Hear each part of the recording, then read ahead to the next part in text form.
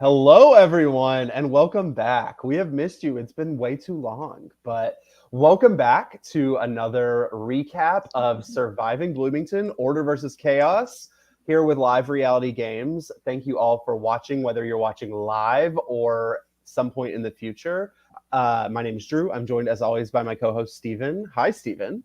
Hey, Drew. It's good to be here. It was a race to get here from delayed plane flights, and I'm sure we may have another delayed plane flight story joining us soon, but it's great to finally be here and talk about the merge episode, because the merge episode is always the most chaotic of episodes. Oh, this was definitely one of the more eventful episodes. I agree with that. And we are also joined this week by the robbed goddess herself of Surviving Bloomington, Nina. Hi, Nina. Hello. Thank you for having me. I'm so glad I just happened to have my robbed goddess robe on standby. Just in case. You never know. Just in case. You might have to make an appearance. Yeah. This little number. We are so glad that we are finally getting to talk to you and hear some of your thoughts on how this season is going. Before we kind of jump into what's going on in this current episode, tell us a little bit maybe about your experience or your time in the game. It was obviously very short-lived. That 745 alliance I made with Steven, it did not go very far. But it was a lot of fun.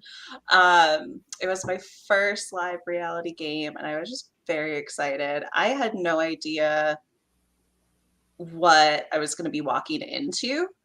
I had no idea how I was going to feel getting there. I thought I was going to walk in and be like socially, anxiously paralyzed. And then I walked in, and everybody is also pretty like weird and nerdy, especially about like Survivor and this thing that I really like. So I was like, oh wait, these are all cool people. So that put me at ease a lot, and made me very comfortable. So that was nice. I didn't turn out to be as socially anxious and paralyzed with things as I thought I was going to be. I think in turn, somehow I ended up being a social threat. Somehow. But I love doing the challenges. I only got to do 2 in the official game, which was sad. I'm so glad we had challenges on Redemption. But it was a lot of fun. I really loved the Order versus Chaos, and I was like, oh, Order team. This is my group of people. I was very excited to be on the Order team.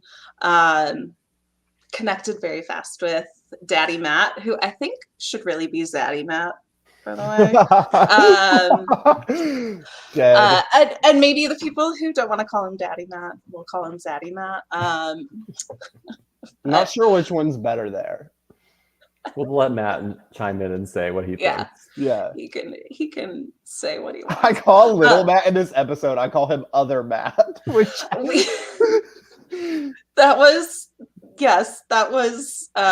it. I heard Little Matt, Other Matt, or Matt. That became the distinction. But I was always just like, guys, we call Daddy Matt. So if we're just saying Matt, then it means Matt. I don't know, but yes, I felt bad when people said Other Matt. I was like, just Matt. But yeah, I had a lot of fun. I sobbed a lot right after my vote out, and then threw myself a pity party on Redemption Island, which is like Redemption Forest. When I was just there, like production just dropped me off, and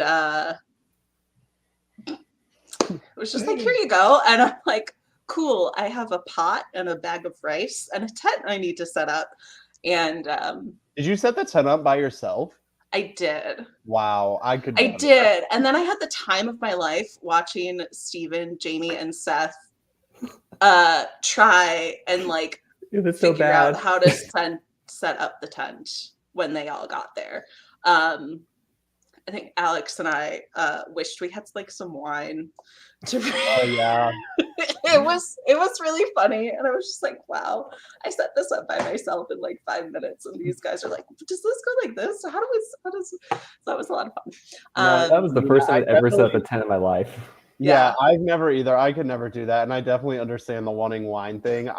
When Steven actually covered this season, when I played Surviving Reelfoot, I was the first beat there, and they do it a little bit different. The first elimination doesn't happen until day 3, so I'm stuck on a tribe with these people who I know hate me for 3 days. I'm booted at like 8 a.m. on a morning, and the first thing I do is I'm like, I need a shower and I need a glass of wine immediately. Yeah. So I definitely understand the need for those things. Yes. Yeah.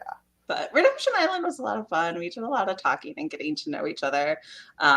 There's a lot of it was just more relaxed because obviously you weren't like voting people out. We still had competitions, or challenges, but it was obviously very different. And I think that like just allowed us all to connect differently as humans.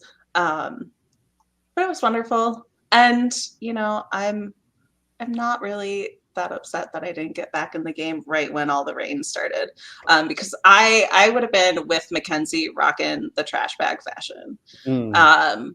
because I didn't. I was like, you know what? I'm going to gamble on no rain and not really bring anything that's conducive to repelling the water enough. So. Yeah. Well, speaking of Redemption Island, Stephen, I think there were a couple of things that you had maybe mentioned to me that you wanted to touch on before we actually dive into the events of this episode that happened. I don't remember what they were, though, because I was not looking for them. So I guess one thing that happens is, Nina, as well as some other players, make some bribes, right? And Nina, you have a chance to bribe 4 different players, and you end up getting some votes as a result. And Drew, my understanding is the Merge tribe had said, hey, we all should vote Kim. Kim deserves to be in the jury. That's what we're going to do. And then, of course, the bribing happens and chaos unfolds with the vote. Yeah, so basically what happens is Casey sits us down and as a group, and he's like, we see this footage. He's like, you guys are going to vote someone onto the jury. The group sits down and we're like, yeah, we're not going to run around and like be super messy about this. Like, let's just have an open discussion and people can make their own individual decisions. And I don't remember who it was, but somebody proposed Kim, and everybody pretty much was like, yeah. Tyler threw out, well, I like Melanie, so maybe we could do Melanie. And a couple other people were like, I feel like Kim might deserve it a little bit more. And then I think somebody threw out Marshawn's name just as like a joke. I don't know. And so we did not know at this point that bribes would be a thing because the bribes were told to us individually. We hear from Brady later in the episode that Brady's mad that she didn't get a bribe. So I get my bribe. Nina bribes me. I'm like, this will be an easy thing that I can either just completely obscure and like say that I voted Kim with everybody else and just get a free key, or I can just fess up to voting Nina and just be like, yeah, like I just wanted some other people to maybe feel some love or something. So we go, the vote is a lot more sporadic than any of us expected. We come back and the players who did not receive bribes are like, what is going on? And the players who did get bribes are all like, So we get back to camp, and my memory is I said, I voted Nina because I'm just going to put this out there. There were bribes offered. I got a bribe, so I got a key from Nina. Y'all can discuss everything else. That's literally, like, that is exactly what I said. I said, I voted Nina, and I got a key from it. So I think y'all might have some things to talk about. I'm going to go get some water. And people were like, what are these bribes? And like people opened up kind of about like, yeah, there were some bribes. Not everybody admitted to taking the bribe or who they voted for, but that is something that I was like, yeah, let's just throw this out there so people aren't like being weird. I don't know. Nina, watching this episode, did anything stand out or surprise you? Because like me, you got to kind of see this unfold from like you got to see that unfold from afar, but it was very different actually seeing like the actual conversation unfold and dynamics happen. Yeah, it was super interesting because, we're all done. We didn't get back in. So now we just get to like sit back and like watch the challenges and then tribal council, but we don't get to see any of what happens at camp. So I think it was definitely interesting to actually see the dynamics, especially for me having been at Redemption for so long.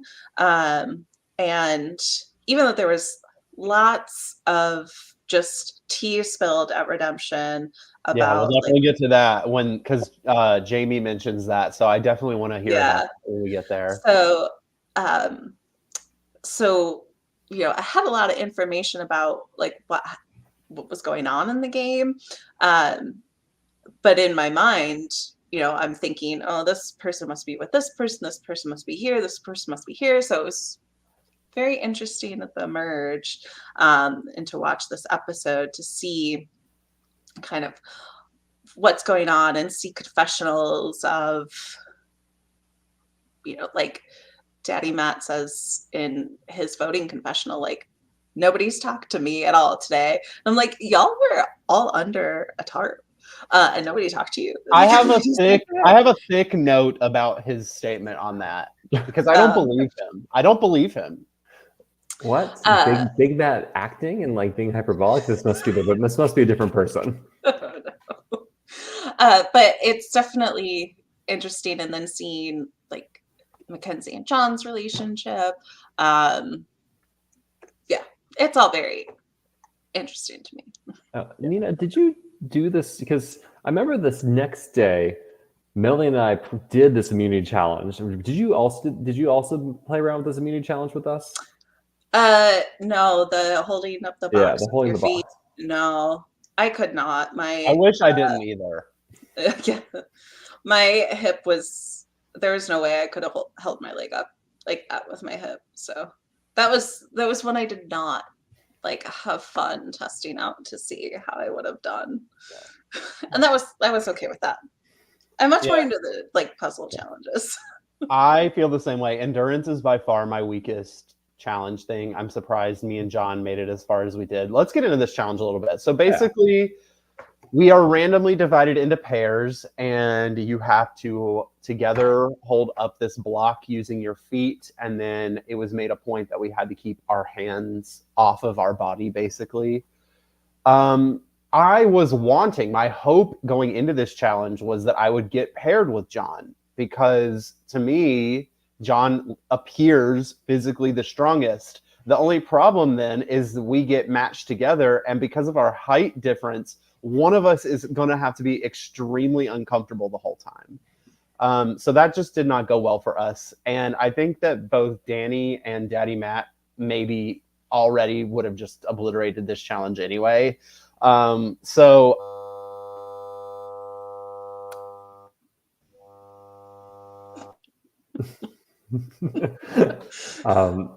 I remember when I practiced challenge with Melanie, like, because Melanie and I are very different heights, and it was it was kind of hard as a result of doing this with her. Yes. And so this challenge seems very hard. We don't get a time. We don't get a sense of how long it lasts, of when people dropped. We end up seeing Danny and Big Matt beat out Drew and John at the very end there. If you were in a challenge like this, would you want to hope that you got to be with an enemy so you could just drop and make sure they're like losing it, or are you hoping you're with someone who can carry you in that challenge? I think it depends on who specifically it was. I won't name names, but I think if there were certain person or people that I was paired with, I think I would have, oh darn, I dropped it.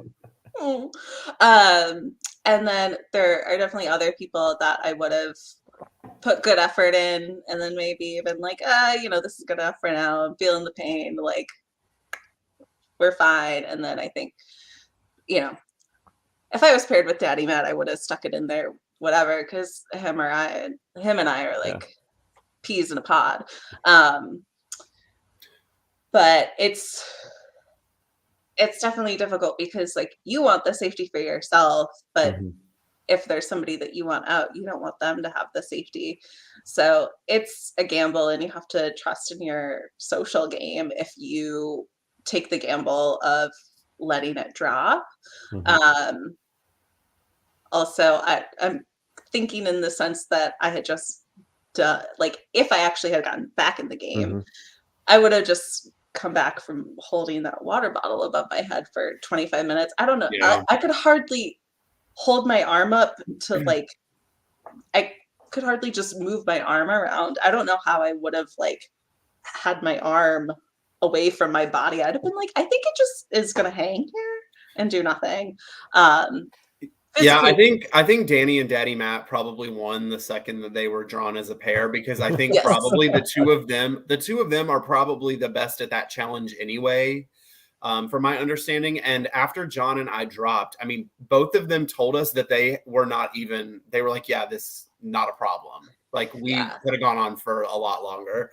Because Danny, I think specifically was talking about how they do like yoga or like core training or something. And That's killer. yeah, and Daddy Matt works out all the time. So I have no it was over before it even started. Yeah. I think they would have beat any combination of any of the other I agree. groups. Yeah. And no matter what. during this challenge also it starts raining, and when John and I lose our grip, we were trying to adjust and both of our feet slip at the same. We were going to lose anyway. Like, do not get it wrong, we would have lost anyway. Cuz I was struggling, cuz for me to balance out John, I was having to go in a lot more, which is putting everything in my thighs, and my core is a lot stronger than my thighs are. So I don't know. But it starts raining during this challenge, and not to be like too behind the scenes or whatever, but when you see at camp, the camp discussions that happened when it's not raining happened before the challenge. And when it's raining, that's all the post challenge stuff. So was all the post challenge stuff just under the tarp? Yeah, that, and we did do a set of confessionals. Okay. Hello, other Matt. Matt, we have Matt. Other Matt in the house. How's it going? Regular Matt, other Matt. I was teasing Daddy Matt once because I was on Instagram and I forget which LRG it was, but they like posted a clip, and it was, I don't know if that one had two Matts, but the Matt in that particular LRG was going by, it was like old Matt or older Matt or something like that. So I think Daddy Matt kind of missed his true calling with his name there, but that's hilarious. So we were just talking about the challenge. How did you feel about this challenge? Yeah, I could have gone a lot longer in this challenge. I think I was still feeling pretty good. Jamie, I think just having come from winning that redemption challenge was pretty spent. So I don't know if I could have who I would have paired up with to beat Danny and Daddy Matt, but I was still feeling pretty good when we dropped. Yeah, I think your best bet there is probably going to be Mackenzie or John to beat them. But I think, like I said before you jumped on, I think they won it the second they were paired together. Yeah, I think they got the luck of the draw there for sure. Matt, I have to ask a question. Were you ever tempted to target Big Matt just to be the last Matt standing? Was it ever something that crossed your mind? You even had him as a bounty at a certain point. I felt like I could at some point, but I never, not really through the pre-merge, honestly. I just had felt pretty good about him. We had made this kind of like fake final two that I knew was not real. It was just like, oh, we're the Mats, we're going to go all the way kind of deal. But it was clear that he was talking to everyone and saying the same thing too about everyone. So, I didn't feel, go ahead. No, I did not realize that. In like watching the episodes, I realized that, but in game, I did not pick up on that. Yeah, it was pretty early on that we had that conversation. I think I even had a confessional saying that like we had a little bit of something, but it, I wasn't quite sure how far that was going to go. So, but we'll get into it. But I definitely felt super burned by him in the game this round. So I'm sure we'll get there. But yes. So something else that we see during this challenges is since we are at Merge, we are drawing new bounties. And I actually found this entire bounty draw to be super interesting. I think the way that some of the things worked out is hilarious. I would say highlights would be me and Mackenzie drawing each other's names. John drawing Tyler. And then later he says that because he has Tyler, he says this to Mackenzie. He says his plan is for himself, Tyler, and Mackenzie to work together and then cut Tyler late to get his keys right before the finale. Sure. Mm-hmm. I'm sure that's exactly, I'm sure Mackenzie believed him 100%. Yep. That's, I we also get two people getting to choose their bounties. So we get Jamie, who picks Danny, which I was confused by that at first, but then I thought through it and it's like that kind of makes sense because Danny was one of the two people that Jamie had not been on a tribe with at that point. Yeah. It was Danny and Rachel, right? Were the only two. Yes. Mm-hmm. Yeah. So I guess that makes sense. And then Danny chooses me, which is kind of confusing to me. I was surprised by that too. I guess Danny was, because at this point Danny is working with Mackenzie, is working with Rachel and John, Daddy and Matt. I guess just didn't see you in their future. Yeah, so the way that Danny kind of laid out things was Danny had this thing with Rachel because they were like really close on Original Chaos, which I thought Brady, me, and Danny were close, but apparently that just like vanished because he also like didn't mention Brady this episode. Did not mention Brady this episode. So Danny has like the thing with Rachel and then the thing with Daddy Matt and Mackenzie, and then through Mackenzie, I guess, has John, and then Danny and Tyler had still their bond from Survivor BC, correct? Mm-hmm. So truly flabbergasted. No idea why I was chosen there. We get the reversal of the mats, so that was also fun. Yeah, Big Matt just cackles when this happens. I think he had a similar reaction to me when I pulled him to just the irony of it all. So anything else about bounties or the challenge? I guess two questions. Nina, let's assume you're back in the game at the merge. You're drawing bounties. You draw your name, which means you can choose any of the other 9 players. Do you know who you'd want to choose as a bounty at this point? Oh, man. That's a good question. I think I probably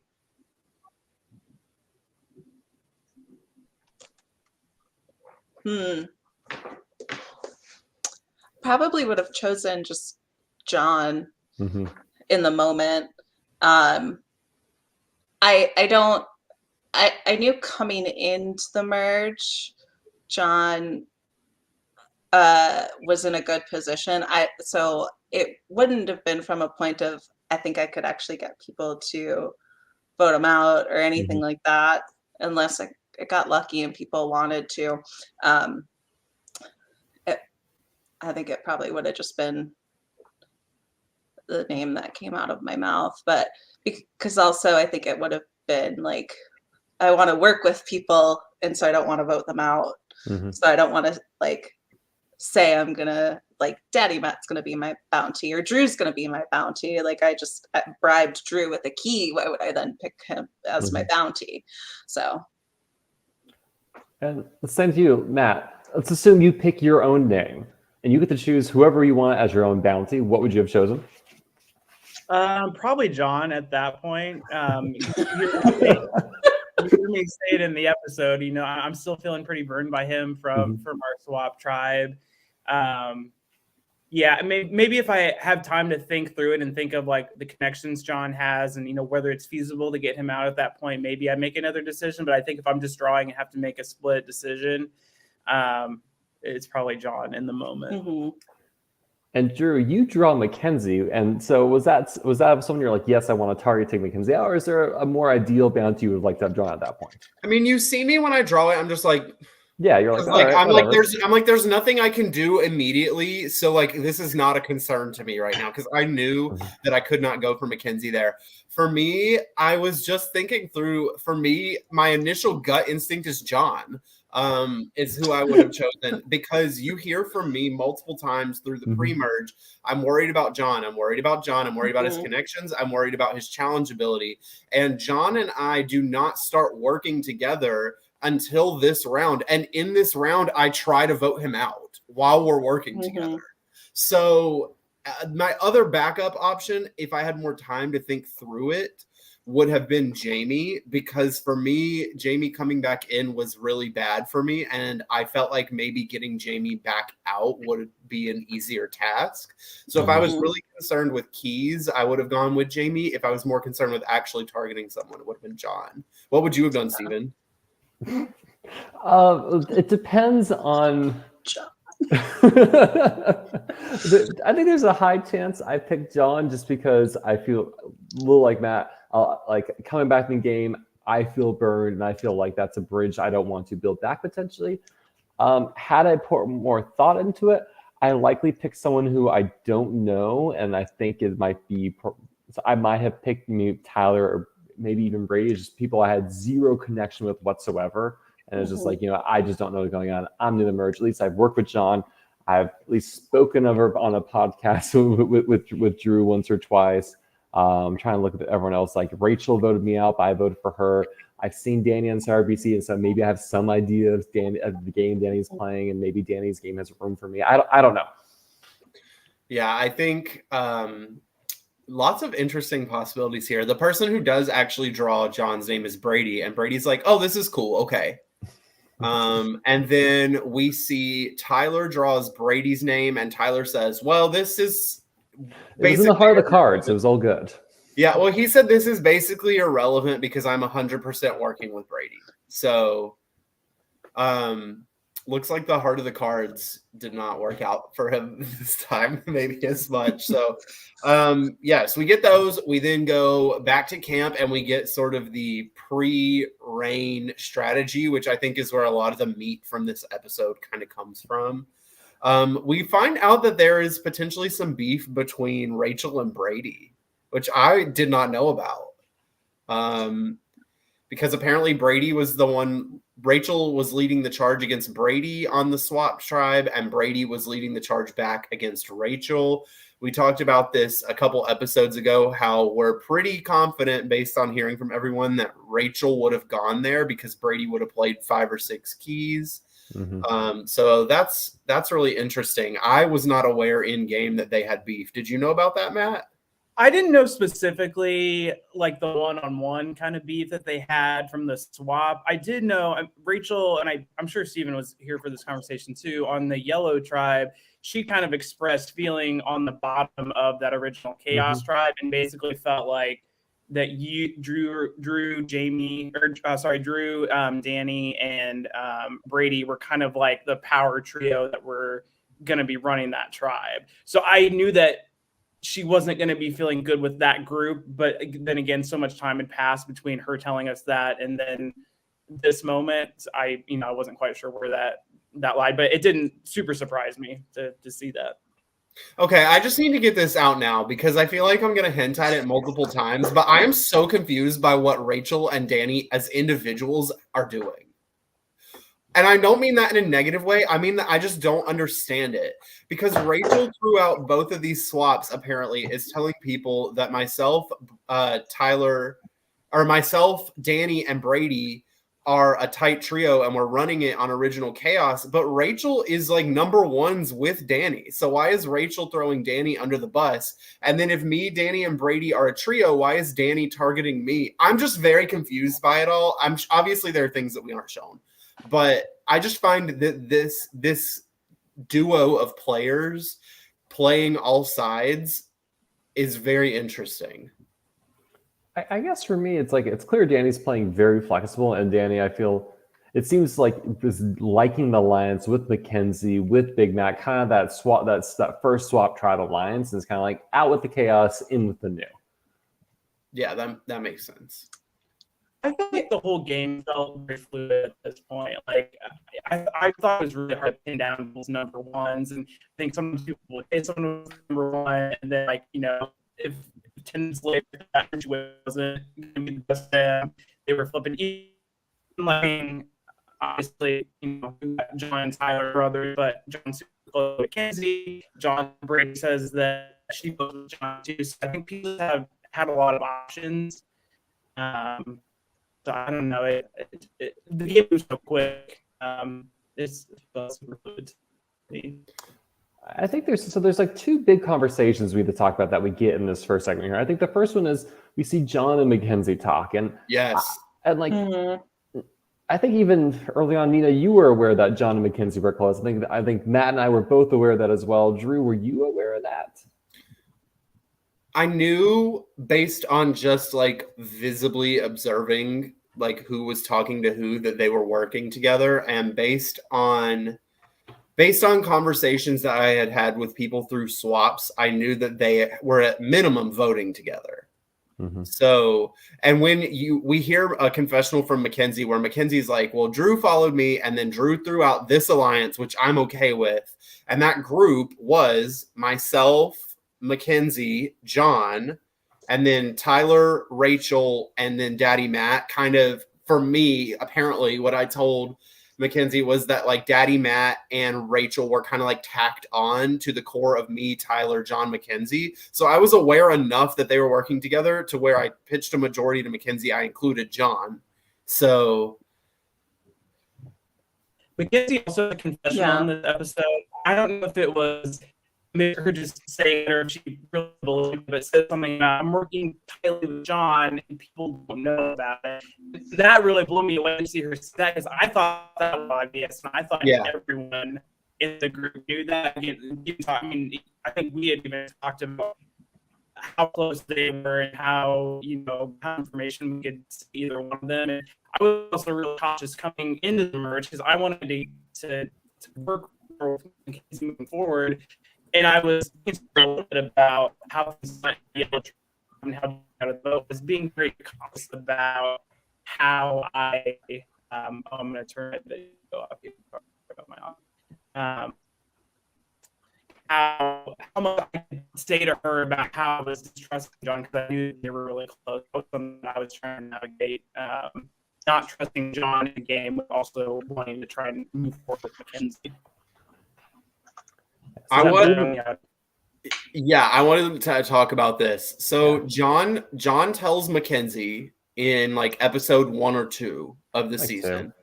I don't know if Danny knew through Tyler.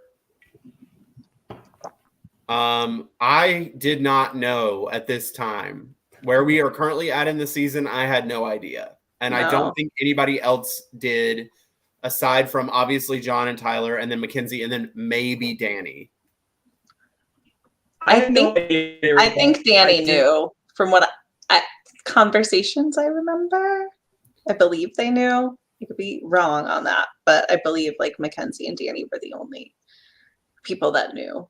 But I did not know at this point in time. Something else that we get a lot of during this segment is we get confessionals from Brady, Tyler, and myself concerned about Jamie being back. But what we get from Jamie is Jamie saying, I've had all these discussions with people on Redemption, so I know what's happened in the game, and I'm going to go to people and I'm going to test them to see if they will tell me the information that matches what I've learned on Redemption to see if I can trust them. And she, who is it? Somebody, I don't remember. But basically Jamie comes in and they say, Matt is the person that I trust the most due to the conversations that I had on Redemption. So Nina and Steven, what was the tea? What was the tea that Jamie was sent into the game with? What was the tea? Well, there wasn't really any tea spilled until Melanie, Jamie, and Marshawn arrived, because Alex, Riley, and I, we didn't have any tea to spill. Just updates on what happened in the game. But Melanie came, and I think she talked about it a little bit on the last podcast, but Melanie came and told a lot about all the prior connections that she knew about, including like Danny and Tyler being BC. Jamie talked about them and Steven playing the mole prior.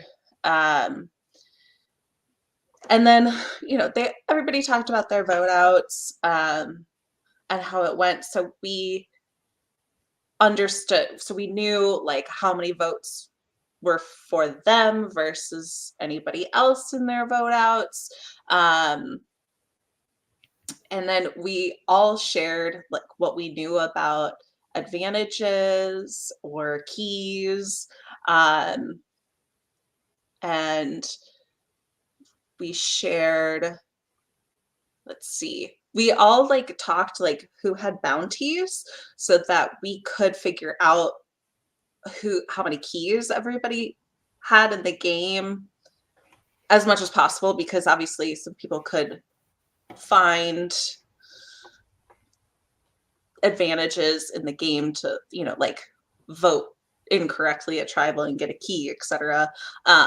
And I think Steven, you told us that John had found that or something. And so we talked about. Yeah, Steven, you thought it was an idol though, right? Well, John told me it was an idol. That's why I thought it was an idol. Yes. And I remember we were all like, that seems like a high reward for a really easy thing to do. And I just couldn't figure out why he would tell me it was an idol if it was just for an extra key. Yeah. I mean, if anything, if it was for an idol, you'd want to say it's just for an extra key to make it a lower thing. But so there was a lot of information shared about connections and all sorts of advantages, lots of key speculation, try and figure out where everybody stood, and vote sharing of what we knew. Right. To see like, oh, it was all unanimous basically except for you. Okay, well that doesn't really tell us something on like where the rest of the people might be divided on the tribe. So that's what I remember. This is where I have apologies to Matt because I walk out not knowing that I was unsure about how my vote went down, and I could not think that John would leave Matt out of the vote. And so I tell everyone, Matt voted against me. And I think Jamie and Matt, you can correct me if I'm wrong, Matt, have a conversation where you said like, no, I was blindsided too.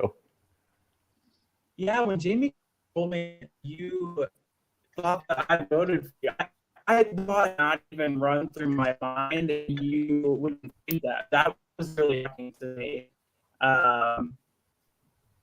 That was crazy. I hadn't thought of the possibility. Yeah, so I was glad to see that you and Jamie were able to set the record straight and like really win over Jamie as an ally at that point. That made me really happy to see in the episode. Yeah, we also do get a confessional from you, Matt, here, where you're like, okay, I kind of need to recover from this situation with John, so I'm looking to try to figure out who I can work with. So who were you looking at to work with at this point? I know you had mentioned Daddy Matt, but who else were you kind of looking at to sort of pivot away from the John thing? Yeah, I still wanted to work with the original Chaos people, the original Order to be minus John. So definitely Mackenzie, potentially Daddy Matt. I was feeling really good about Jamie still. The one person that I really thought that I could work, that I wanted to work with on the side was Tyler. I just watched Tyler's game in BC, and he seemed kind of, I think in the episode, level-headed, like seemed pretty chill. I got a good vibe from him on our swapped drive. So he was kind of, I knew I needed to, make some bonds, because I really got a chance to do a lot of that on our swap drive, and a lot of people come out with new bonds from, Tyler, the person I want to. I think you see, I spend a lot of time understanding with him, trying to get in him and see what he wants to do, and if I can help his game in any way. He was just giving me nothing. It was kind of clear that he, was not super into working with me at that point. So I should have cut losses sooner. I was trying to put too much effort into working with him. I want to realize that he wasn't having an actual look elsewhere. But yeah, I know you and I had conversations at that previous swap, trying to align our plans to maybe go after John. because you had looped me into being left out, and I was like, oh, perfect. Somebody else wants to target John. That's not me. So let's go. So I know that was a conversation that we were having. We get John with the episode title here, concerned about his potential allies. And he's like, well, I don't know if I have friends here, but if I don't, I have more keys than friends. And I'm like, you have one key. So I have a question for you all. Let's play a game. Keys or friends? Which would you rather have in a Surviving Bloomington game? Nina, we'll start with you. Keys or friends? Friends. Nat, keys or friends? Friends, I think. Obviously, I was not I didn't find a damn out there the whole time. Keys were not kind to you. Drew, keys or friends? Friends, always. Okay. One of the classic questions is, would you rather have an immunity idol or a loyal ally? And I will always choose a loyal ally. Mm-hmm. What about you, Steven? I don't think you can ever have enough friends, but boy, I like had I known I was going to go, I would have taken keys in a heartbeat. See, but then you like make friends and then they give you keys. The better method right there, Nina. Steven. That's fair. Let's see. So we get this like weird, well, I found it weird. This like segment where Daddy Matt is talking through all of these people that he has final twos with and all of the little like small groups that he's in, and then he ends that segment by saying, yeah, I think I'm on the bottom. And I'm like, you just told us you're like in alliances with everyone. Right, but if you're in alliance with everybody, then are you in an alliance with anybody? That's fair. So I like, he was very accurate. Matt, give us a sound check. How's that sound? Better? Better. Oh, yes, wonderful. way better. I'm on my phone now. Apparently my laptop is messed up. So That's okay. You don't sound like a robot anymore. This is a win. Yeah, you're real. Robot man. Wait, can I ask Matt and Drew, who would you guys have really liked to come back from Redemption, like for your like game? My number one was Seth. Because I knew if Seth came back in that he would 100% work with me again. Past that, I was really not particularly invested in anyone coming back. I would say my next two options actually were Nina and Steven, because I knew Steven would work with me. And I assumed that you, Nina, would be bitter at Original Order, and because you had offered me the bribe and I took it, that we could at least have that.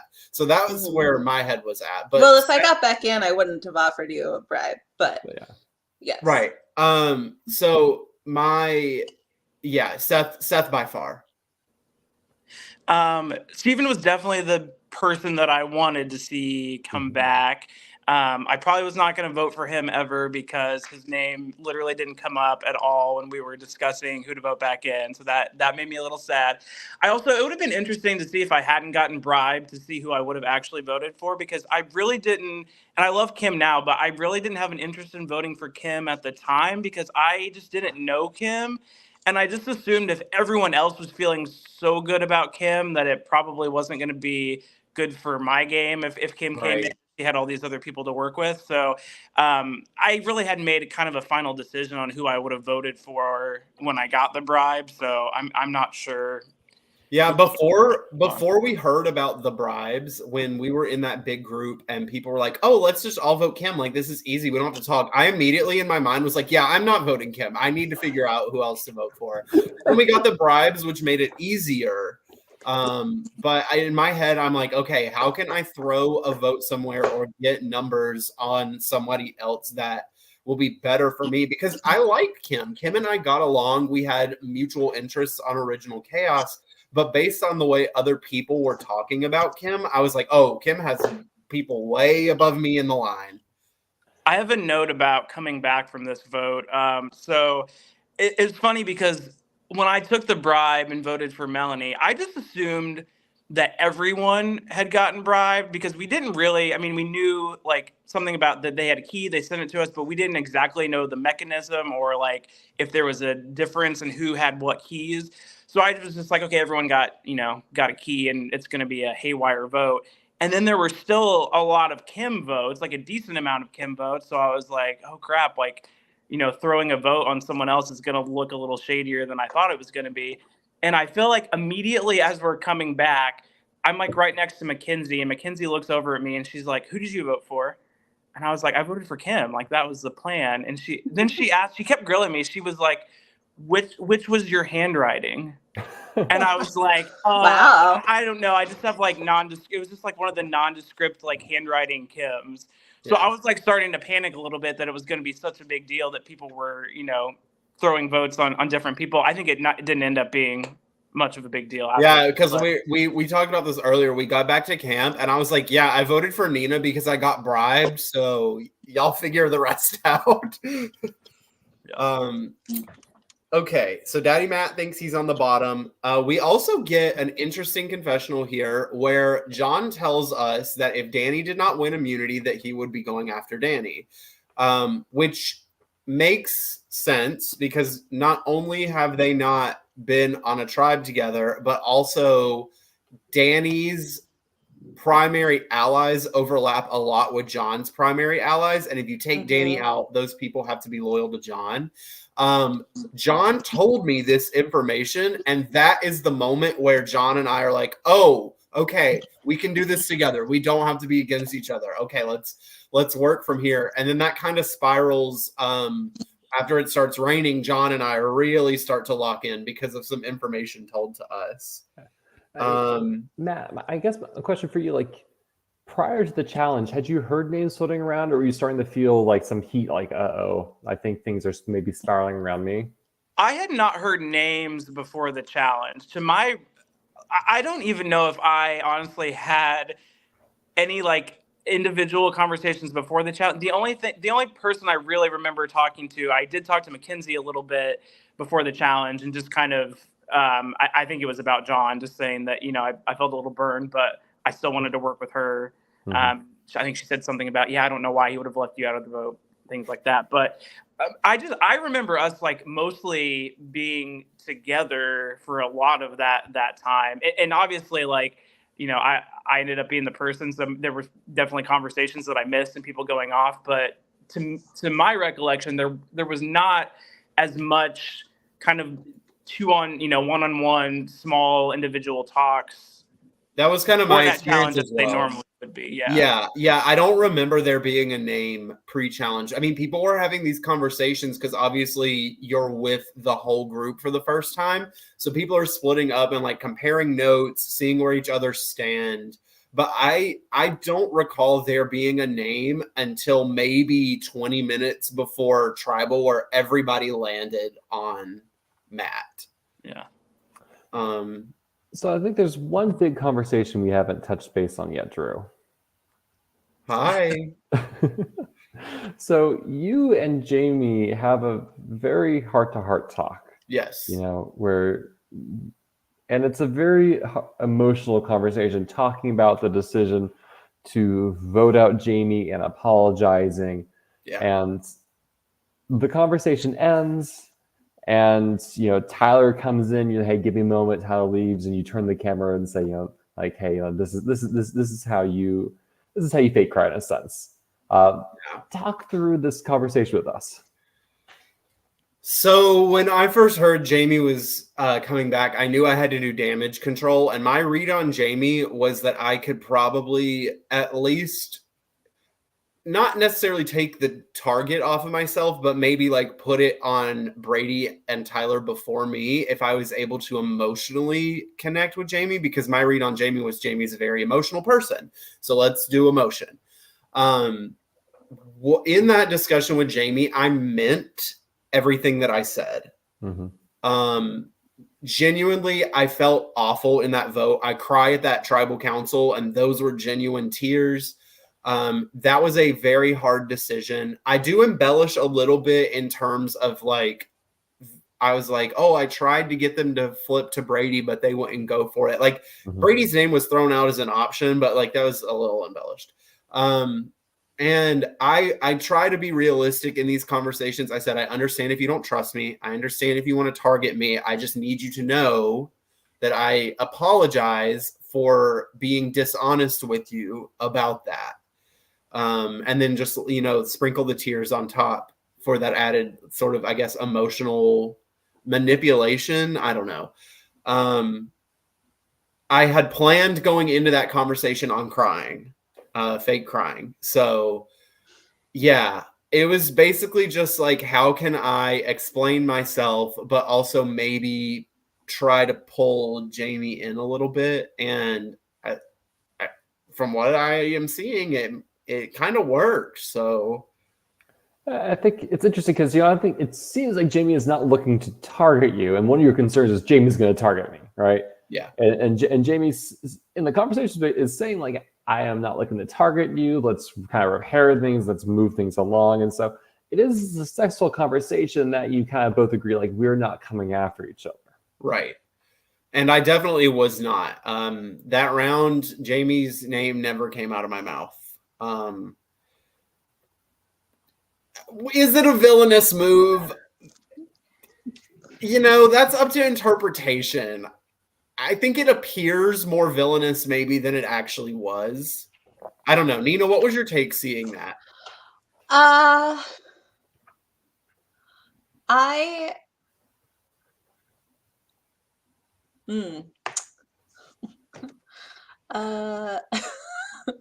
enjoyed it.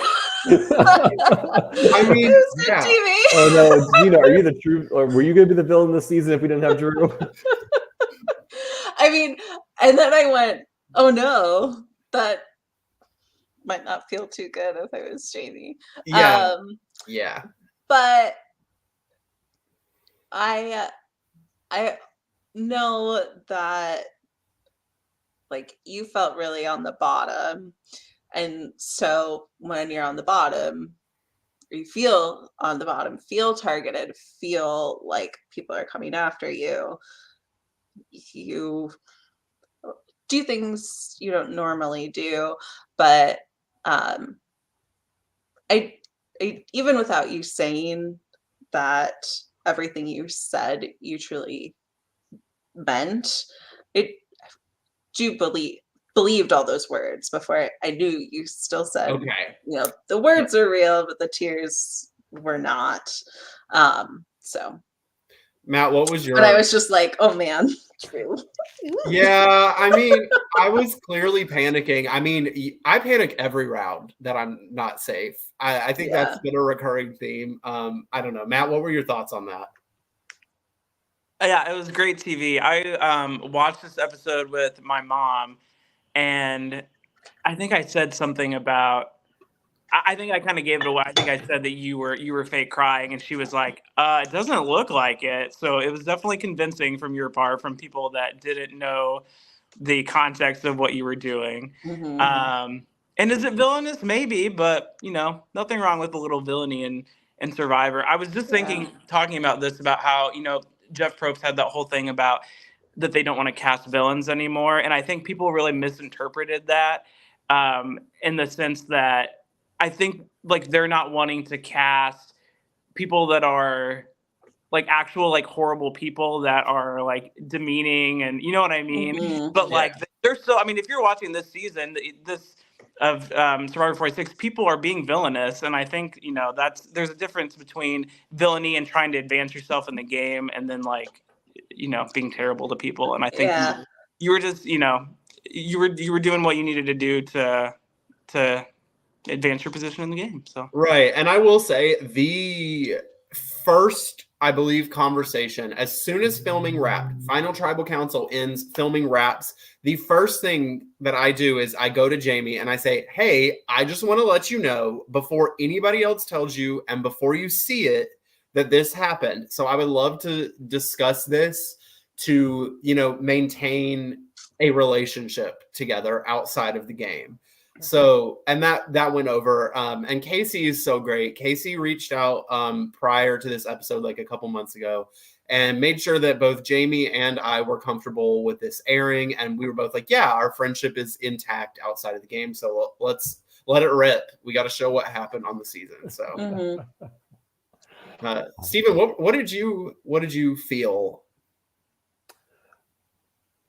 because I had heard or we had talked about this scene. So like when this happens, I think I know, like, I'm like, okay, this is fake. But then like there's the moment where like the conversation ends, Tyler comes up and you're still kind of distraught. I'm like, oh wow, maybe this isn't the scene. Maybe this is real. Then like Tyler leaves and then you break, and I was impressed because like even I was like, Dad, like, is this the thing or is it another moment? You know, it's one of the questions, like, did you need to do that? Was that a necessary thing to do to work on Jamie? And we'll never know, right? Because this is what happened. In my mind, it was essential. Yeah. Because I felt like it was 7 people versus me, Tyler, and Brady. I mean, when I played Surviving Reelfoot, I essentially forced an ally to cast the miscast their votes in case of an idle play, and that ally was not happy with me. And they are crying, and I cry back with them. And so in a moment, I also start crying, and we have this moment together. Because I at the time, like, I was like, I'm making this happen because I think this is important given who this player is and how this player plays.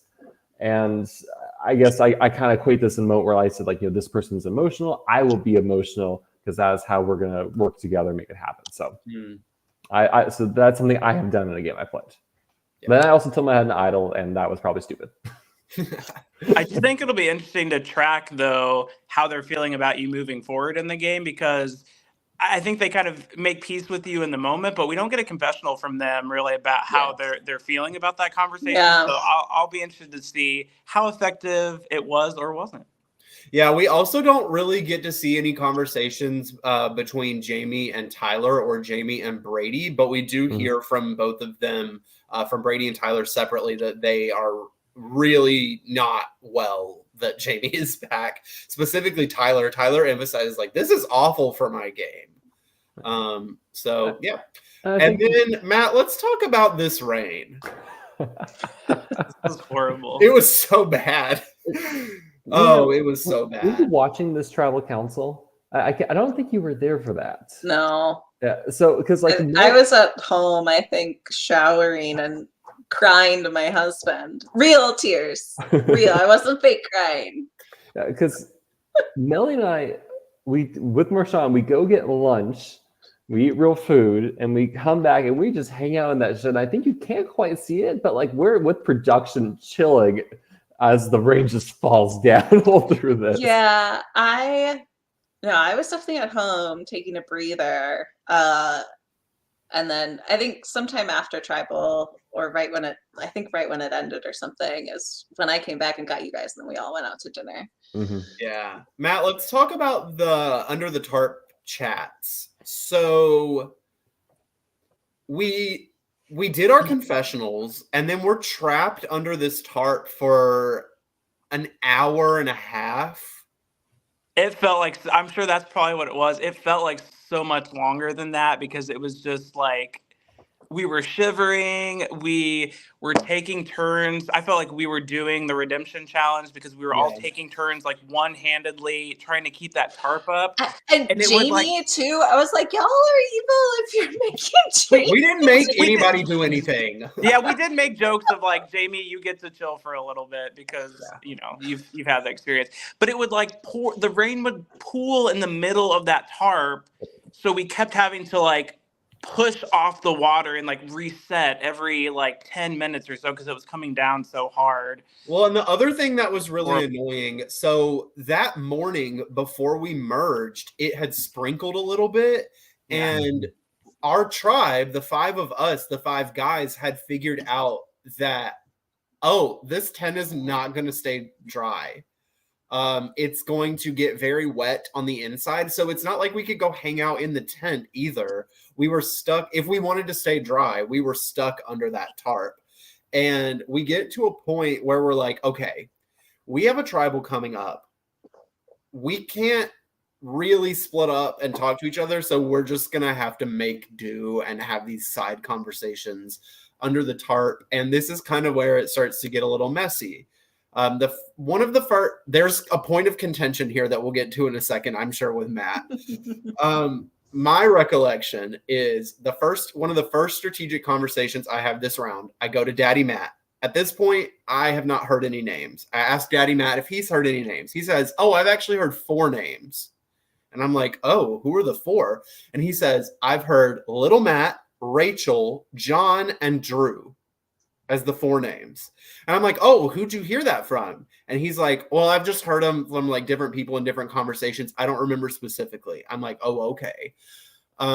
So I go to John, tell John that both of our names are out there. And that's really when John and I are like, okay, like we cannot be the 2 names every round because we'll both go and then everybody else will move on past us. So John and I agree to work together and we're like, which of the 2 do we go for? Little Matt or Rachel? Little Matt. Cool. We'll do that. And then we start disseminating that information. So the point of contention is that so your version of the event is that you heard my name from Daddy Matt first, along with these other names. Daddy Matt still holds to the notion that he first heard my name from you, and then he added those other names. Rachel, I think he said Rachel because I think in our group chat he said that he had heard that from me, which I don't remember that, but I could have thrown her name out. And then that he added you and John because he was trying to pit the 2 of you against each other. Which had the opposite effect, which is like, hilarious. yeah, that's Funny so now. funny. It had the opposite effect. Yeah. I mean, so both things can't be true. It's possible. It's possible that I had heard your name from somebody else before because I know for a fact that I did not initiate your name because of what happens at that tribal. I believe that both of Yeah. you like actually think like remember your version of the story as being true. It may have been something where I heard your name, went to him and was like, "Hey, have you heard any names other than Little Matt?" And he was like, "Oh yeah, I've heard Little Matt, Rachel, John, and Drew." Yeah. Like it could have been that. It was also we were in such close area, and like I think Mackenzie maybe says in the episode, like you can be having a conversation with someone about someone, and that someone that you're talking about is literally over your shoulder, like looking at the conversation. Yeah. So you could just hear a name and not even know the context of that name. I say that at tribal. Work with this person to do that. So it's hard to even know where names get brought up in that situation. But yeah, so through this round with me and John sort of teaming up, we're like, okay, we're gonna disseminate Little Matt's name. We're just gonna get everybody on board to do that. John, let's put together this majority alliance. Drew, John, Tyler, Mackenzie, Rachel, iffy on Daddy Matt at this point. Let's just lock that in. We'll just go for Matt here as the easy vote. Cool. On the way to tribal, I'm like, but what if instead I still just get John out anyway? So I tell Matt leading up to tribal, I'm like, hey, sit near me at tribal. You're going to get voted out here. I will decide at tribal if I want to give you one of my keys. You need to play your keys.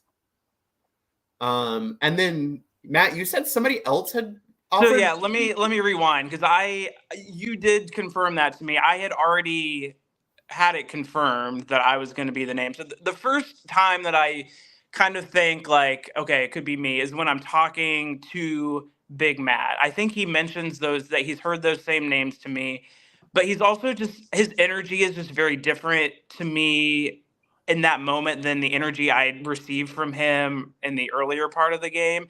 So I was like, okay, he's telling me these 4 names, but if I don't know, he even like, I feel like he wasn't even like looking me in the eye, in the eyes all the way. So I was like, okay, he's telling me that I'm the name. And then I was like, well, let me go to someone else that I haven't talked to as much and just like test out and see what they'll say. So I go to Danny, who I haven't been able to talk much strategy with. And I said, Danny, are you going to vote for me at this tribal? And they just looked me in the face and say, no. And that was it. Like no additional conversation. So I was like, okay, well, that's not at all. I was like, okay, never. Great. And then I go to Mackenzie and I straight up just ask her, I'm like, am I going home? And she kind of pauses and just looks at me for a minute, like she's maybe struggling whether she wants to tell me or not. And then she just like nods. So at that point, I know. And then you are the last conversation I have. I think like as we're walking to tribal council, and you mentioned the key. At some point, I'd also talked to John, and he told me that he would give me a key. And so I asked him, like right there, I was like, okay, so give me the key. And he goes, no, it has to be at tribal. So at this point, I'm going to tribal, and I have 2 people that have told me that they'll give me another key. Yeah, I remember specifically telling you, I was like, sit beside me. You need to play your keys. I'm deciding at tribal if I'm going to give you one. And I did. I passed you off a broken key at tribal. Yeah, and I made the decision because I was weighing like, okay, which one of these people would be more likely to actually give me a key? And in that moment, I felt like you would. I think it was just because the distrust that I had from John earlier in the game. So I went with you and sat there. And it was a little bit of a debacle trying to get the key because it was so hard. Oh.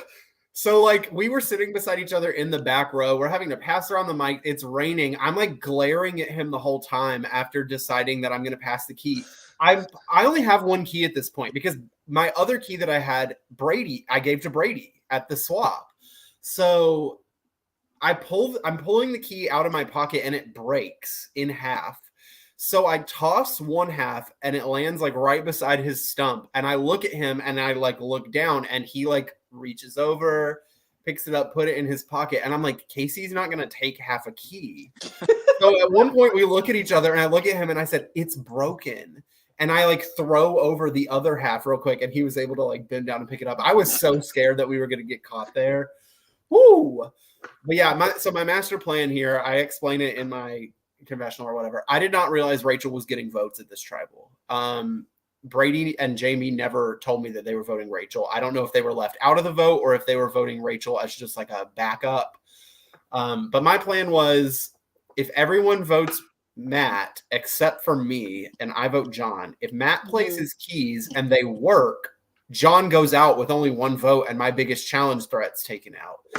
If the keys don't work, then Matt goes out, but I've just had a moment of like jury management with the second juror. So like either way for me, I was thinking it works out. Again, did not account for Rachel potentially getting votes, but. So before we talk more about tribal, I want to talk about strategizing under a small tarp in the pouring rain. Well, I've been under the small tarp pouring rain. I've never had to strategize around it. I'm gonna throw Nina in the bus first. Nina, what do you think you would do in this situation? Then we'll go to Matt and Drew about what they wish they had done in that situation. Oh man, I think in this situation with these people, I think I would be going to like Drew first, essentially, and really just being like, who is it? Who are we voting out? Like, have you heard any names? No? All right. Who do you want to try and get out? Like, and then kind of do what you can to make the rounds. Or just, if you got to play a little bit of telephone and hope the message doesn't get crossed. I think it's definitely difficult, though, in being in that tiny space.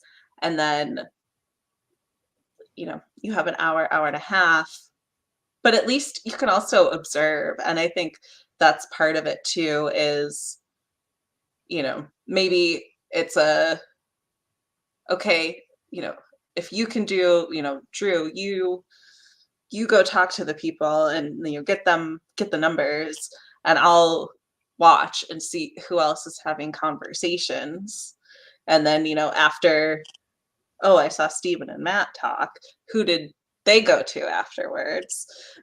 So I think that's kind of what you have to do, especially in that tiny space. You can really see all that.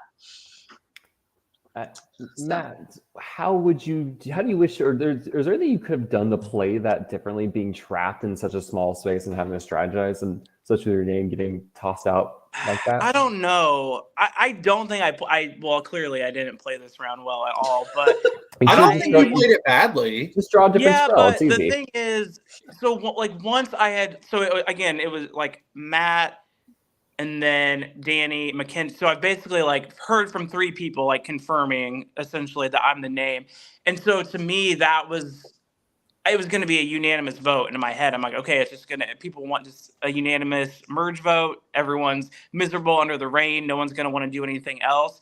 And then, so I didn't really go around and offer up another name after that. Had I maybe gone around and, started to push, maybe Rachel's name a little bit more, or even just, not that people would have been going for John, but even just saying his name again and just like getting some other names like stirred up a little bit more, maybe that could have helped. But the other thing that I wish and I don't know if this would have helped at all either, but I kind of wish I would have told people at Tribal that I was going to be playing my keys and then listed out all the names that I'd heard, just to see if that might spook people a little bit. Cause like maybe at that point, if Rachel knows that her name's out there, maybe she doesn't vote for me. So I don't know. I don't know if that would have played enough votes, but it would have been a little bit more of a last ditch effort, I think. Do you think it would have been worth lying and saying, hey, y'all, I have, let's say I have 5 keys. Like, this is when you're into like, hey, everyone, I'm here with my name. Just like, no, this is spooky enough. I have 5 keys. I'm rolling the dice, and you can take that 1 to 6 shot or see what happens. As I thought about it more after, if I had spoken up and said I'm playing keys, I definitely would have added a couple of keys to that lie for sure, instead of just playing, saying that I was playing 3. But it's a good strategy. Yeah, man. If John or just say I've got keys. Yeah. Who knows how many? Keep everybody on their toes. But yeah. Yeah.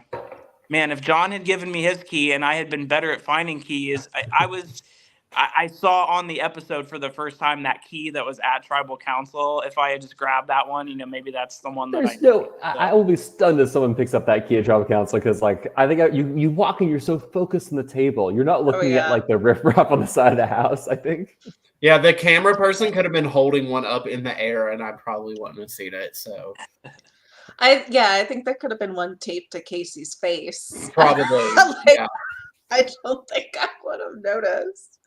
He can get a tattoo of one of those small keys, and actually just tape one to it and see if anyone actually realizes there's a real key there instead of a tattoo key. I know.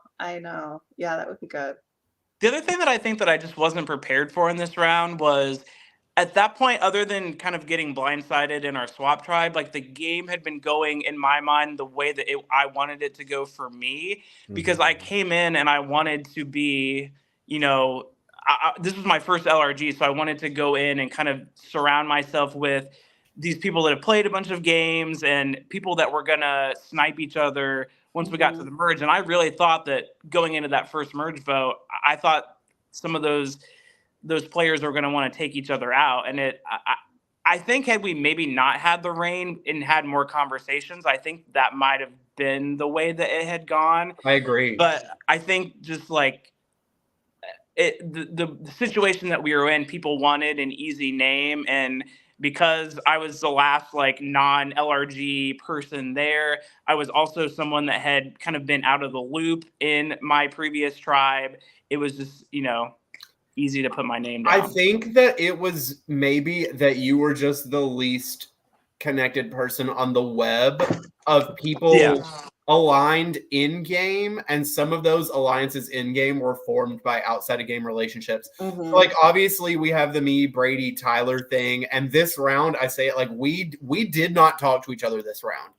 Before merge, we said the 3 of us cannot talk to each other very much. And then you have like the whole web of like Daddy Matt, Mackenzie, Jamie pulling in like Rachel and Danny, and like I think it just boiled down to maybe you having the least connections in game of everyone left. Yeah. And I think you hear in the episode, there's several people that say like, oh, I still feel good about Matt. But I think my problem was that I didn't make myself essential to anyone's game. You know what I mean? And that's kind of my big takeaway. You did for me, but then I was voted out. Well, that's the thing. I had you, but then I didn't find any other new Stevens. So Steven, you should have just won the redemption challenge. Yeah. Out in 2 minutes. It was great. I didn't have anyone in that group that when my name came up that, felt the need to say, oh, let's not do that. Yeah. And almost everyone else there had at least one person, I think, that would have stuck up for them in that way. So, when we get the tribal, there's a couple of fashion choice statements we need to talk about. Let's talk about Big Matt's lack of shirts. Hello, Wow. I didn't have a shirt either. You didn't have a shirt either? You Wow. didn't? I was too distracted by Zaddy Daddy Matt. So Matt and I actually had this conversation, Daddy Matt and I. We were prioritizing keeping our clothes dry for sleep. Mhm. Yeah. So we took off as many clothes as possible. Like, I think at this tribal, I'm literally just wearing like my shorts, compression shorts, and shoes with no socks, I think. Because I wanted my like sweatpants, my jacket, my shirt, my socks to all be dry if I were to make it to that night. So that is what the two of us decided to do. We were like, we can suffer through shivering during the day as long as we can be warm at night. Y'all like miserable. It was bad. It was so cold. Why are you off the Mackenzie special? I did not feel like putting work in.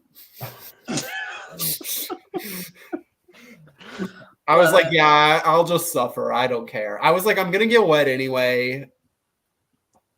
Yeah. Mackenzie kind of ate that though. Put her on a Project Runway LRG. Yes, I agree. And I love, she's like, you could punch me in the face right now. I would enjoy it more. I also loved it. Was it Danny with the umbrella? Yes. Yeah, I was wondering where that came from. Where I did forgot they get this? had that umbrella. Did they just pack an umbrella? Like, Maybe they got it out of Seth's fanny pack since Seth had everything else imaginable. Seth is the Mary Poppins of our season, that's for sure. Yeah. Yeah, that was wild. I was like, I did not remember that there was an umbrella. It's like umbrella is a good way to be popular if it rains, though. Like, Danny was not sharing from what it seems. No. yeah. Well, I think Mackenzie If was you up wanna there have a little bit. I think they were. Yeah, Mackenzie was trying to be under it. Yeah. Yeah. oh, yeah. Anything else relevant from tribal voting confessionals? We did miss. I'm surprised he didn't include this. In Danny's voting confessional, they sing happy birthday to Matt because it was Matt's birthday. And Danny had like changed the lyrics, basically being like, yeah, it's your birthday, but you're going home. I don't remember the exact lyrics. I'm sure Wait, they're in our group chat. I have them because Danny sent them to me. Okay, this is worth hearing. I'm not gonna sing it. I will speak the words. Let's see. Oh wait, no, it's not. It's on the YouTube. It's in the YouTube comments of the. Keep chatting and I'll find it. Okay. Yeah, what it was interesting to me, like seeing the votes, because I don't think we get. I think we get your voting confessionals, Drew. I don't know if we get any other voting confessionals, right? Mine is basically just saying like, I think John's actually trying to work with me, but I've got to take my shot when I have the opportunity. Which, yeah. And we see Big Matt saying, "Sorry, I get this gets me the 6 safety keys," and this seems the track with what we know about Big Matt. We get part of Brady's where Brady's I walking. do it too. I would do it too. Sorry. We get part of Brady's where Brady's like walking up to the table saying like, all these people getting keys and I didn't get an offer. Okay, I found Danny's song. Okay. It was Happy Birthday to You. I'm so sorry, boo. This was put together in a hurry. Now you're off to the jury. Oh, that's okay. That's pretty good. And it's funny because Casey reached out to me and basically said, Danny sung you a little song in their voting confessional. Are you okay with me including that, or would it bum you out? And I was like, oh, that's fine, put it in. But him asking me, I thought it was going to be I thought I was going to get like read for filth. And then Danny posted that and I was like, oh, that's not even that bad. I was expecting way worse. That was tame. That's hilarious. So we get to the votes. You play 3 keys, and the 50-50 does not turn out in your favor. And the vote count ends up being 6-2-1, with 6 votes on Matt, 2 votes on Rachel, and those votes were from Jamie and Brady, and then 1 vote on John from me. And I love that Casey felt the need that when the John vote was read to immediately cut to me going, acting like I didn't know what was going on. I thought honestly that it was when like the Rachel votes were read. So I thought that like it was just editing of like keeping like, Rachel votes. That would make sense too. Honestly, that would make sense because, like I said, I did not realize that Rachel was getting votes because, like I said, Brady and I did not talk that round, so I didn't know Brady was voting Rachel, and I have no idea why Jamie voted Rachel. I mean, Brady did it probably out of like their beef or whatever. But I think from talking with Jamie, I think because Jamie did not want to vote Matt, and Rachel was a person that Jamie did not have a lot of conversations with, and was just like, this is the person I feel least connected with, and that I'm happy to vote for because I'm not voting with Matt. Mm-hmm. Yeah, and didn't Brady have a vote for the wrong person get a key advantage at this point? Or am I'm misremembering that? yes. So I thought that that's why she had voted Rachel, but maybe that makes sense. I can't remember for sure. But I think you're correct, and I think that makes sense. Maybe. Yeah. I don't know. Brady had too many keys. I had that in my head as that's why she did that, but I could have been. Also, throwback to Brady, like publicly getting her keys at one of that last tribal council. That was one of the funniest moments. I was watching that. I've been watching episodes with people at work, and everyone was like, "Wait, she didn't have to do that publicly, did she?" No, I also love Brady complaining about not getting offered a key bribe, but also being the person with the most keys tied with like Daddy Matt. Yeah. I'm like, you have everything. What more do you want? Yeah. So at this point, Brady has 6 keys. Matt has 6 keys. Does anyone else have any number of keys with like 1 or 2? I think the most anybody else has is 2. Yeah. Rachel, I don't know about Rachel because Rachel still had a parchment to cash in on. Rachel might have 2, 1 from the bribe, one from a parchment. Because Rachel's parchment that she still has is vote out your bounty and get an extra on top of and have the challenge win as well. Yeah. So she had not cashed in on hers yet. So yeah, I haven't been following the keys as much, especially with how like all the bribes work and all the key numbers change. I was like, I was back down to 0. So because I had given 1 to Brady, so Brady still had that in her possession, and I gave my other 1 to Matt, and clearly that was helpful. I guess, I mean, we've already kind of talked about looking back, like given the nightmare that was that voting situation, Matt, was there things that you think you maybe could have done even before that challenge, or that was just been too early and painted a target if you'd start throwing out names at that point? Yeah, I do wish that I'd had more individual conversations, I think, before the challenge, because I think having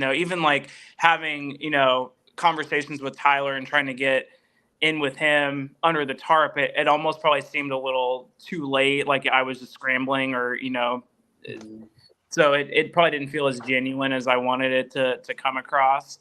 So that, and then maybe throwing some chaos at tribal to see if votes would go anywhere else. But the thing is, even if I would have tried to get people's votes off of me at tribal, I still was playing my keys 100%. Mm-hmm. There was no world that I wasn't going to play my keys. Yeah. So yeah, luck of the draw.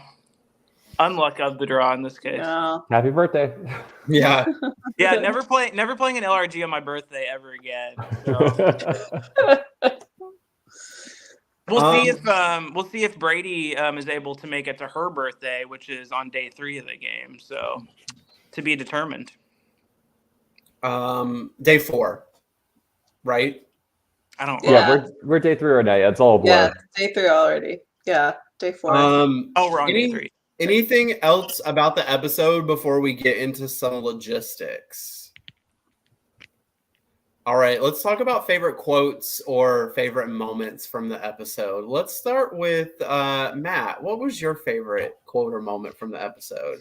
My favorite quote was from Brady, and it was a confessional. It must have been after the scramble.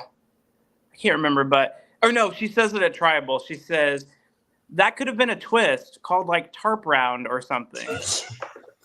Yeah. You laugh. I did not pick up on that. That's so funny. I love that. Yes. So look That for was good. tarp round coming to Surviving Bloomington season 7. Yeah, for all Yeah. the Surviving Bloomington players who are playing next year, be prepared for Jason to impose you in Yeah. a 5x5 Just grid. for no Get reason. excited. You're trapped under a tarp and you can't leave. For me, my favorite moment was the compilation of Tyler swatting at bugs. Oh, that was gonna be mine. So funny that he like had the self-awareness in the context of playing to realize that that was going to be done. I think that that's so funny that he was like, yeah, this is going to be a thing. Casey, just do it. Nina, what about you?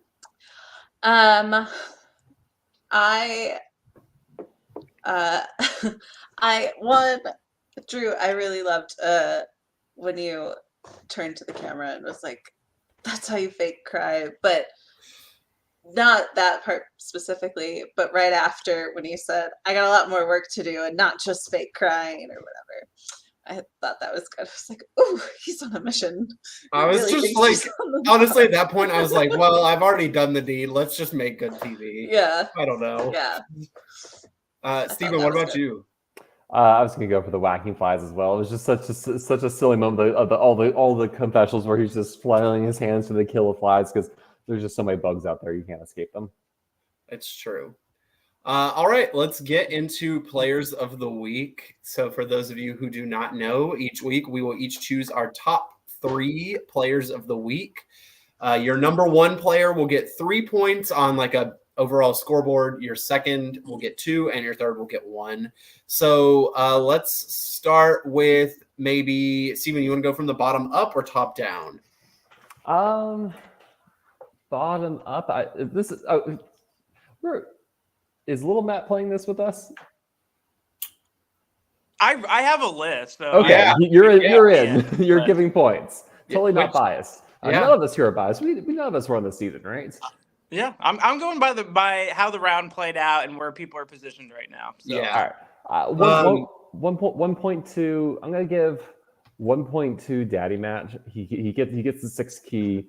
He kind of gives a shout out to. He preludes to maybe some plans next season or next episode. He maybe throws out names. Who knows? It seems One like immunity. he won immunity too. Yeah, so I'm gonna give a point to Big Matt. That's fair. Nina, who's your third place?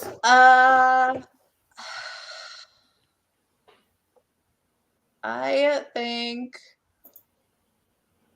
I'm sorry, I did not come prepared, even though you told me. I think I would agree. Daddy Matt, third place. Okay. For those reasons. I also had Daddy Matt written down for 1 point. Wow. Gets his 6th key, so he basically has an idol now. Gets out his bounty. Is the remaining Matt in the game. That's the real title right there. Yeah. Is seemingly stirring a lot of chaos, but it's unclear if people are looking at him. So I don't know. Maybe we'll see how that all plays out, but I think a successful round for him. I actually gave myself the 1 point this round because despite my paranoia that is constantly verbalized by me on screen, no one was targeting me this round. We did not hear my name come up a single time, and I was mentioned by Mackenzie to be in that proposed majority. And I think my goal coming into this game, I said this in all my pregame stuff, my big thing was pre-merge to play a strong challenge game and a strong social game. And then when merge hits, start kicking it into strategy mode. And with this vote was my first shot at kicking it into strategy mode and attempting to take out John. Mind you, of course, that didn't work. But that's why I'm at the 1 point and not the 3. So 2 points from me to you, Drew. I appreciate that you took a swing. You mended bridges with Jamie. And honestly, I really appreciate trying to take advantage. If everyone's piling on their votes, what happens if Matt is successful? You give him the key. You cast a rogue vote, and yes, there's a surprise that Rachel catches votes, but like, I think you acted upon everything you knew at the time, and that was fun to see. Well, thank you. Mm-hmm. I am gonna steal Steven's number 2 again, because I agree with that, and I was actually gonna say you before Steven. So Yeah, we would have made a great. Will you shut up, Mina? I know. I gave my 2 points to Brady because Brady's name seemingly on the episode did not come up at all in this round. She lists several people that she feels really good with in the episode, and I didn't write them all down, but I think all those people are feeling pretty good about her as well. I made a note of this. She specifically says that her number 1 right now is me. She says that she also feels good with Danny from being from Original Chaos, which Danny apparently does not feel the same way. And then she says she feels good with Tyler and wants to try to work with John. Yeah. And seemingly all those people feel good about her from what we've seen, I believe. I think we said she's got 6 keys now. She also, Tyler has her as her bounty and basically dismissed that the minute that he pulled her. So she doesn't have someone coming for her in that sense. So she seems really well positioned at this point. Yeah. For me, I gave my 2 points to John. Because I think that John insulated himself really well coming into the merge, and John is a prototypical merge boot. You're looking at someone who's a big threat, who's really well connected, who's good at challenges, and his name, like mine, only gets mentioned to try to cause mess, and that ends up helping him in the long term. Despite me taking a shot at him, it didn't go through. It seems like so you have John and 8 other people after this tribal, and it seems like he's in things with pretty much everyone. So for me, it was a good round for John. I was almost going to give John my 1 point. I was between him and Matt. The reason that I didn't was kind of looking right now where we're at jury-wise. He has no relationship with Kim at all because they never play together. And then he's got me coming out of the game saying that I want to see him go out next. True. So we'll see how, how he does, moving forward. But just based off of that, I didn't give him the 1. But I think in terms of positioning within the game, he's really well positioned too. So who'd you give your 3 points to, Matt? I gave my 3 points to Mackenzie. I think Mackenzie is playing the best social game. Her name has not come up, I think, the whole game, even through maybe the pre-merge. Maybe there was that round that Kim went out. Maybe her name came up there that we didn't see. But she has a really strong relationship with John. And I think that, she can get some of John's other connections through that, kind of through osmosis, and she's got him as a shield. I think, right now it seems like he might be the one that people are going to want to target more over her. And then she, talking about jury management, she had an amazing relationship with Kim, and then she's got me now coming out of the game saying that I'm rooting for her to win. So she gets my 3 points. That makes sense to me. Mackenzie almost got my 1 point because I felt like it was another solid round for her. I think maybe I'm having I don't know what the word for this is. The bar is set so high for Mackenzie that if she doesn't do something like super outstanding every episode, I'm like, she can take the 1 or the 0 this week. For me, I gave my 3 points to Daddy Matt. And despite him feeling like he's on the bottom and maybe a couple of people starting to catch on to him, he's still involved in, whenever you hear people listing out who they're trying to work with, he's listed in almost every group. I mean, he's with the Original Order people. He's with the Fruity Bimbos Alliance. He's in this new proposed majority. He mentions this conversation that was apparently had between myself, him, and Tyler, where we tried to form a 3. I completely forgot that happened until just now. But remembering back on that was something. So he's involved in all these structures, and he was the one that initiated a lot of the strategy despite little Matt's name maybe already being mentioned before, he still was the person to get the ball rolling on 3 other names that had not yet been brought up in that round. So I think that he's playing not only actively but proactively and trying to get things moving to protect himself. That's good. I'll go first, Steven. Thank you. You can steal my answer this time. I might be a little biased, but I give my 3 points to Jamie because Jamie gets back into the game. Jamie has a lot of information. And then Jamie is not targeted right away. I feel like often people who come back in the game go right back out, or at least their name's brought up. We didn't even see Jamie's name's brought up, and most everybody, the majority of people are actually excited Jamie's coming back in. And even Drew, yourself, Tyler, and Brady, even though maybe strategically Jamie wasn't great coming back in for your game, you all still really like Jamie as a person. So they were very positively received. And so I give my 3 points to Jamie. Before jumping to Steven, I have a question for Matt. What's up? So what was, with Jamie coming back into the game, was your perception of Jamie like, okay, obviously Jamie is someone who you wanted to work with, but was your thought more like, okay, Jamie's potentially a threat at the end, or was your perception like Jamie can't win because they've already been voted out? My perception was that Jamie was a threat at the end, and I had already in my head thought, okay, I want to work with Jamie now that they're back. I do not want to go to the end with Jamie. Just even, and honestly, like I started feeling that way about Jamie day one, like when we were all sitting in a circle at the Order tribe, and Jamie was just like captivating the whole tribe with like their story and the reason for being there. I could just see the jury votes like raining down on Jamie, and it was like we hadn't even gone to tribal or done an immunity challenge yet.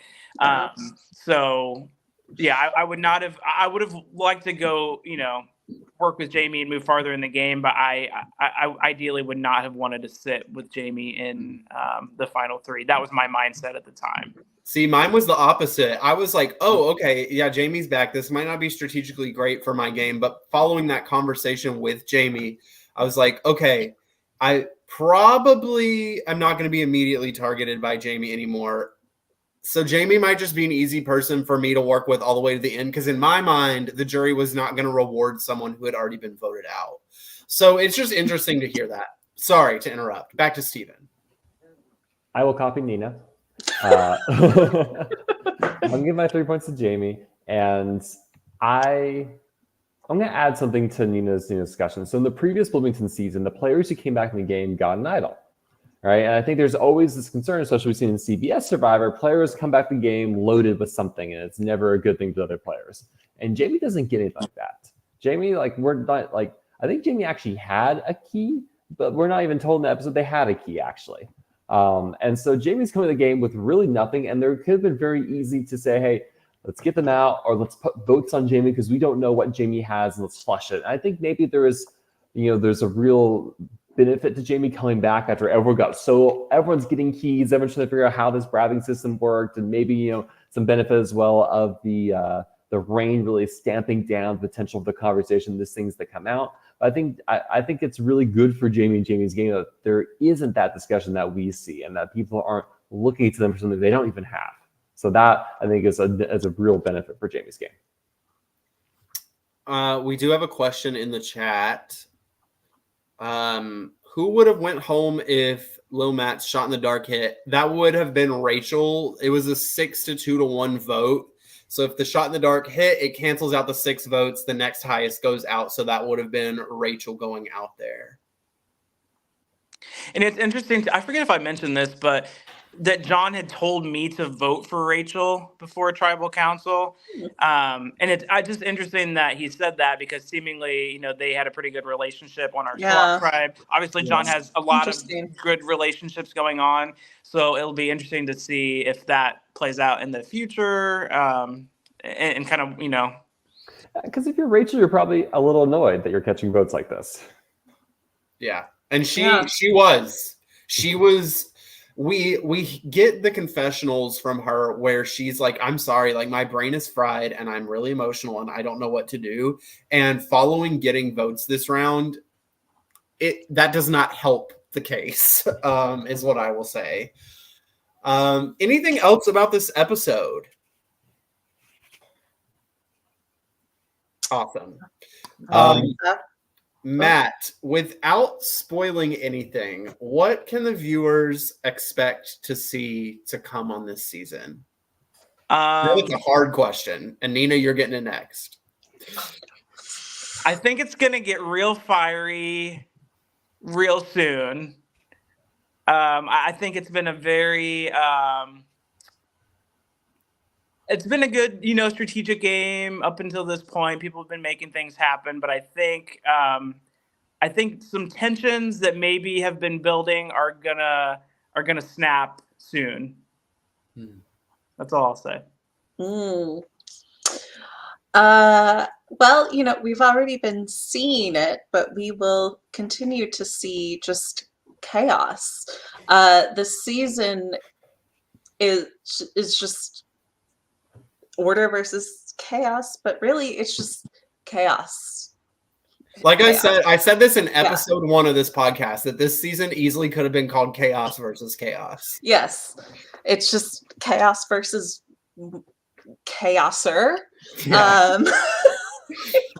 So yes, the chaos continues. There is no order on this season.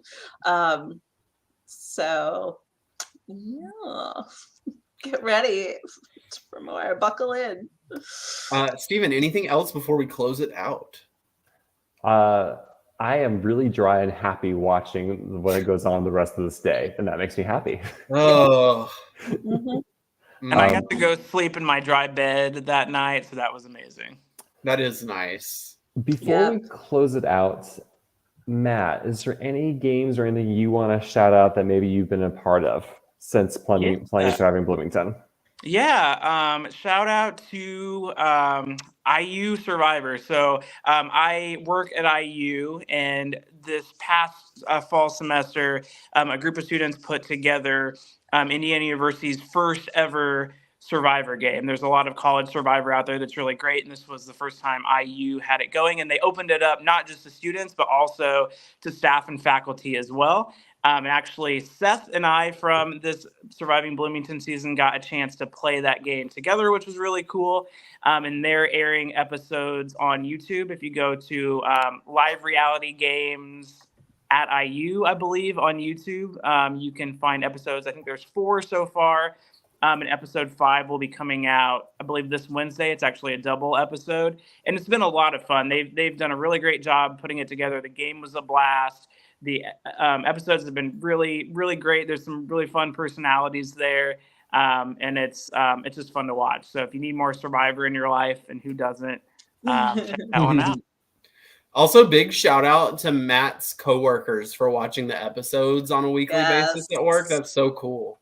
Yeah, we're a couple episodes behind, so I think we'll be watching the Redemption episode this week. So as far as they all know, I'm still alive in the game. Yeah, no spoilers. Nina, anything you would like to shout out or rep? Shout out to your friend who said I'm a robbed goddess. It's true. My best friend said that Nina was like one of his primary rooting interests, and he messaged me and I sent Nina the screenshot. He said, "Does Nina know that she's a robbed goddess and an icon and a star?" And I screenshot it and sent it to her. And I said, "Yeah, she knows." I think I know. Yeah, so shout out to Juice Bestie. And then everybody that has reached out, some other castmates have reached out to tell me what their friends have said. My colleagues who have watched, and friends who have watched. It's been really great. And then also my fellow castmates who have messaged me privately to to commiserate and say nice things. Yeah, Nina, we need to see you on. We need to see you on more. We need to see you on other things. Yep. Perhaps you will. Perhaps so. Stephen, anything else? No, that's all for me. Drew, do you want to talk us out? Sure. I'm great at talking, obviously. Thank you all for joining again, whether you're watching live, whether you're watching on some future date. Don't forget to like and subscribe to and follow Live Reality Games on Facebook, YouTube, Instagram, X or Twitter. I'm not calling it X. Also, don't forget to follow and subscribe to Surviving Bloomington on Instagram, Facebook, and YouTube. The next episode is coming out tomorrow night. That's Monday, the 18th at 8 p.m. on the Surviving Bloomington YouTube channel. And from what I have been told, it is one of the longer episodes because of the amount of mess in the episode. So very excited to see that.